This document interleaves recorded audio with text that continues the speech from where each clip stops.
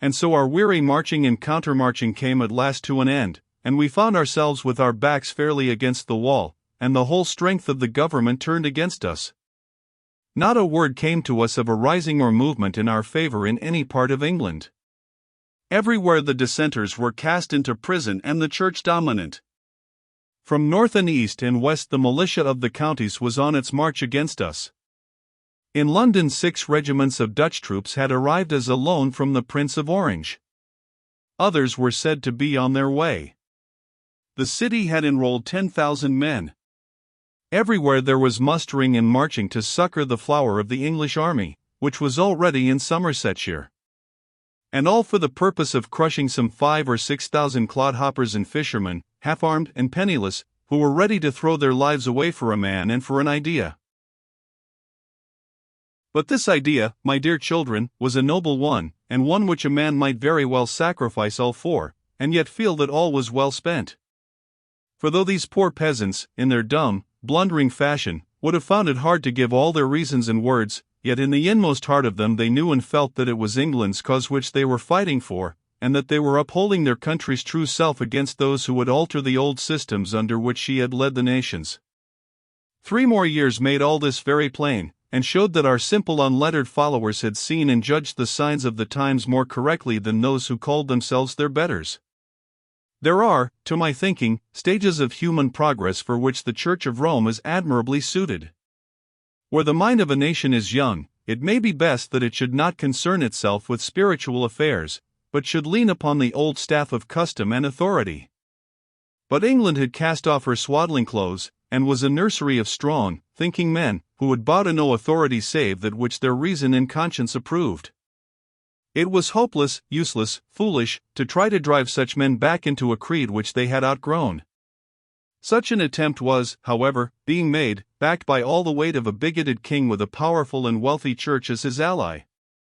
In 3 years the nation would understand it, and the king would be flying from his angry people, but at present, sunk in a torpor after the long civil wars and the corrupt reign of Charles, they failed to see what was at stake, and turned against those who would warn them, as a hasty man turns on the messenger who was the bearer of evil tidings. Is it not strange, my dears, how quickly a mere shadowy thought comes to take living form, and grow into a very tragic reality?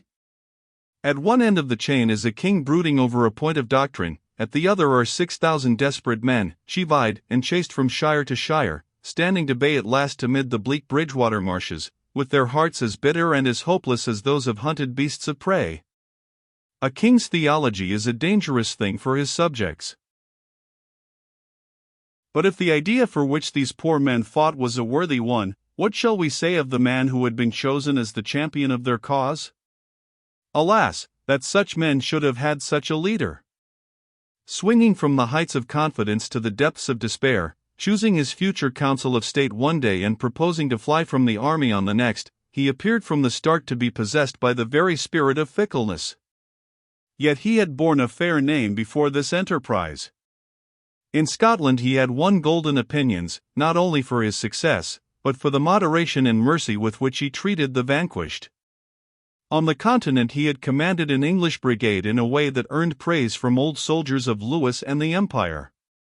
Yet now, when his own head and his own fortunes were at stake, he was feeble, irresolute, and cowardly. In my father's phrase, all the virtue had gone out of him. I declare when I have seen him riding among his troops, with his head bowed upon his breast and a face like a mute at a burying, casting an air of gloom and of despair all round him, I have felt that, even in case of success, such a man could never wear the crown of the Tudors and the Plantagenets, but that some stronger hand, were it that of one of his own generals, would wrest it from him.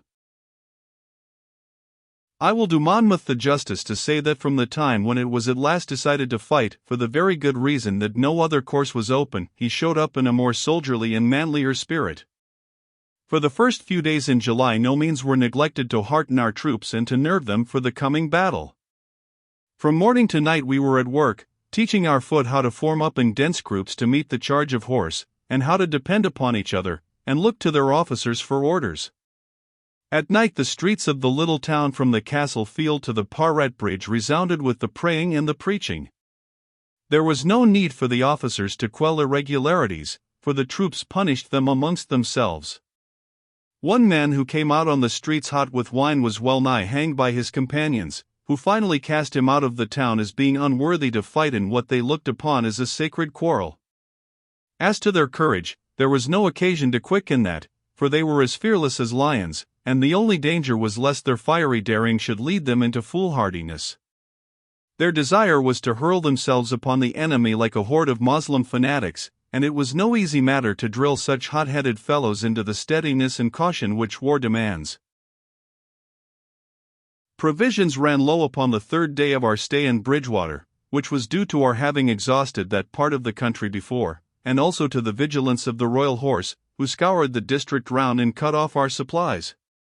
Lord Grey determined, therefore, to send out 2 troops of horse under cover of night, to do what they could to refill the larder. The command of the small expedition was given over to Major Martin Hooker, an old lifeguardsman of rough speech and curt manners, who had done good service in drilling the headstrong farmers and yeomen into some sort of order. Sir Gervas Jerome and I asked leave from Lord Grey to join the foray, a favour which was readily granted, since there was little stirring in the town. It was about 11 o'clock on a moonless night that we sallied out of Bridgewater, intending to explore the country in the direction of Boroughbridge and Athelney. We had word that there was no large body of the enemy in that quarter, and it was a fertile district where good store of supplies might be hoped for. We took with us 4 empty wagons, to carry whatever we might have the luck to find. Our commander arranged that 1 troop should ride before these and 1 behind, while a small advance party, under the charge of Sir Gervas, kept some hundreds of paces in front. In this order we clattered out of the town just as the late bugles were blowing, and swept away down the quiet shadowy roads, bringing anxious peering faces to the casements of the wayside cottages as we whirled past in the darkness. That ride comes very clearly before me as I think of it. The dark loom of the club-headed willows flitting by us, the moaning of the breeze among the withies, the vague, blurred figures of the troopers, the dull thud of the hoofs, and the jingling of scabbard against stirrup, eye and ear can both conjure up those old-time memories. The baronet and I rode in front, knee against knee, and his light-hearted chatter of life in town, with his little snatches of verse or song from Cowley or Waller, were a very balm of Gilead to my sombre and somewhat heavy spirit. "Life is indeed life on such a night as this," quoth he, as we breathed in the fresh country air with the reeks of crops and of kine. "Rabbit me! But you are to be envied, Clarke, for having been born and bred in the country.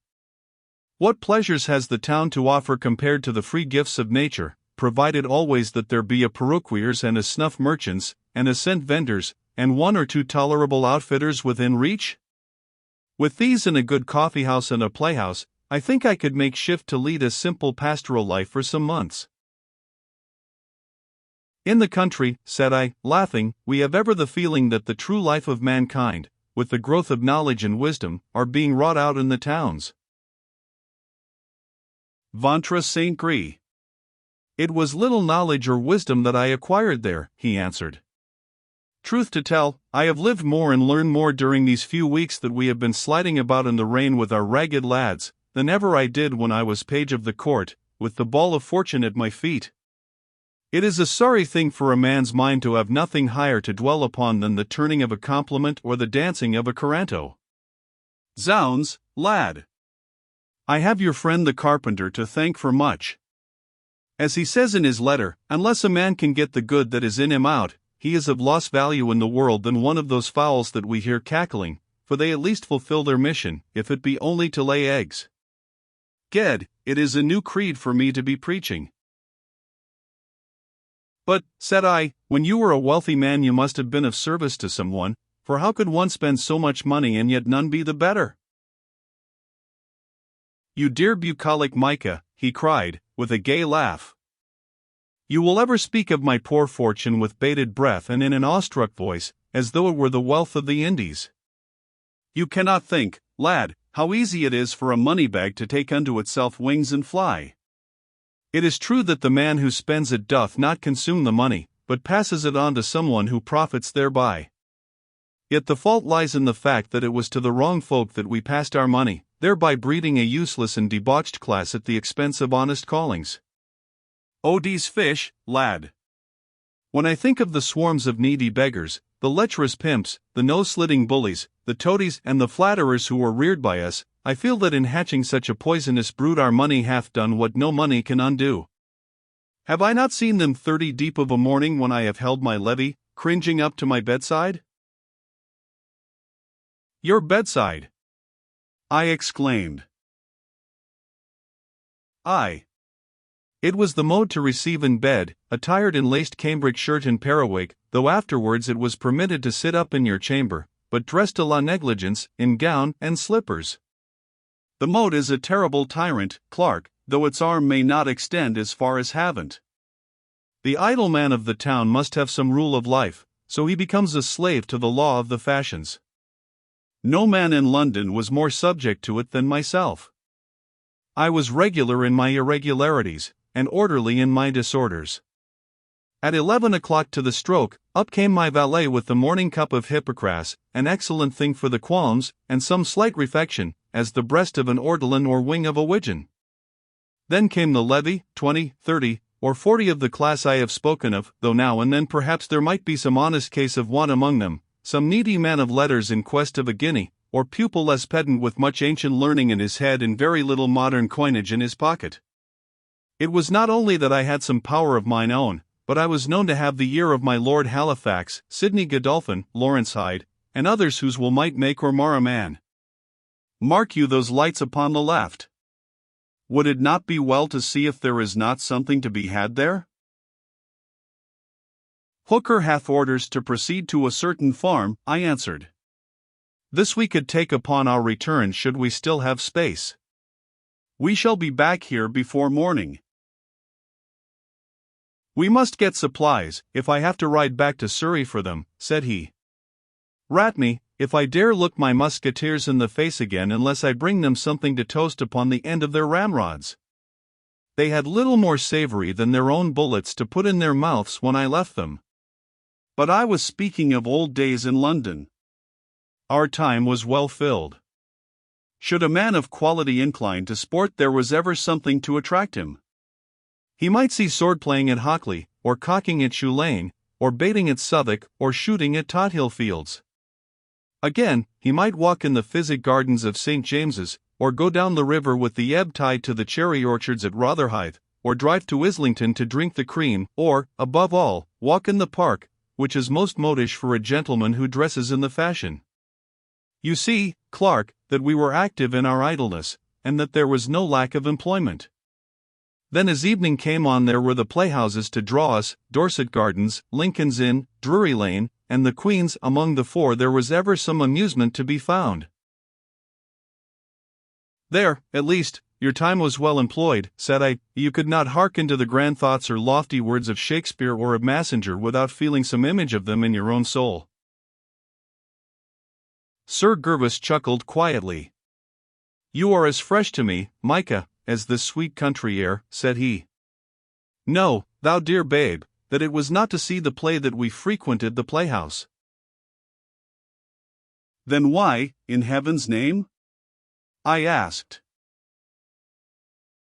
To see each other, he answered. It was the mode, I assure you, for a man of fashion to stand with his back turned to the stage from the rise of the curtain to the fall of it. There were the orange wenches to quiz, plaguy sharp of tongue the hussies are, too, and there were the vizards of the pit, whose little black masks did invite inquiry, and there were the beauties of the town and the toasts of the court, all fair mark for our quizzing glasses. Play, indeed. Spud, we had something better to do than to listen to Alexandrines or weigh the merits of hexameters. 'Tis true that if La Jeune were dancing, or if Mrs. Bracegirdle or Mrs. Oldfield came upon the boards, we would hum and clap, but it was the fine woman that we applauded rather than the actress. And when the play was over you went doubtless to supper and so to bed? To supper, certainly. Sometimes to the Rhenish House, sometimes to Pontack's in Abchurch Lane. Everyone had his own taste in that matter. Then there were dice and cards at the Groom Porter's or under the arches at Covent Garden, piquet, passage, hazard, primero, what you choose. After that you could find all the world at the coffee houses, where an arriere supper was often served with devilled bones and prunes, to drive the fumes of wine from the head. Zounds, Micah! If the Jews should relax their pressure, or if this war brings us any luck, you shall come to town with me and shall see all these things for yourself. Truth to tell, it doth not tempt me much, I answered. Slow and solemn I am by nature, and in such scenes as you have described I should feel a very death's head at a banquet. Sir Gervas was about to reply, when of a sudden out of the silence of the night there rose a long-drawn piercing scream, which thrilled through every nerve of our bodies. I have never heard such a wail of despair. We pulled up our horses, as did the troopers behind us, and strained our ears for some sign as to whence the sound proceeded, for some were of opinion that it came from our right and some from our left. The main body with the wagons had come up, and we all listened intently for any return of the terrible cry. Presently it broke upon us again, wild, shrill, and agonized, the scream of a woman in mortal distress. "'Tis over there, Major Hooker," cried Sir Gervas, standing up in his stirrups and peering through the darkness. "There is a house about 2 fields off. I can see some glimmer, as from a window with the blind drawn. Shall we not make for it at once?" I asked impatiently, for our commander sat stolidly upon his horse as though by no means sure what course he should pursue. "I am here, Captain Clarke," said he, "to convey supplies to the army, and I am by no means justified in turning from my course to pursue other adventures." "Death, man! There is a woman in distress," cried Sir Gervas. "Why, Major, you would not ride past and let her call in vain for help? Hark, there she is again!" As he spoke the wild scream rang out once more from the lonely house. "Nay, I can abide this no longer," I cried, my blood boiling in my veins. "Do you go on your errand, Major Hooker, and my friend and I shall leave you here. We shall know how to justify our action to the king. Come, Sir Gervas." "Mark ye, this is flat mutiny, Captain Clarke," said Hooker. "You are under my orders, and should you desert me you do so at your peril." "In such a case I care not a groat for thy orders," I answered hotly. Turning Covenant I spurred down a narrow, deeply rutted lane which led towards the house, followed by Sir Gervas and 2 or 3 of the troopers.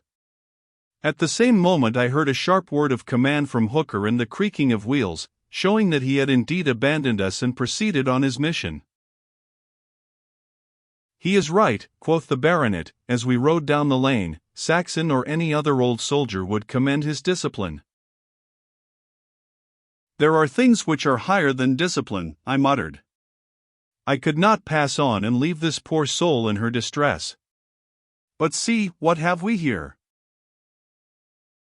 A dark mass loomed in front of us, which proved as we approached to be 4 horses fastened by their bridles to the hedge.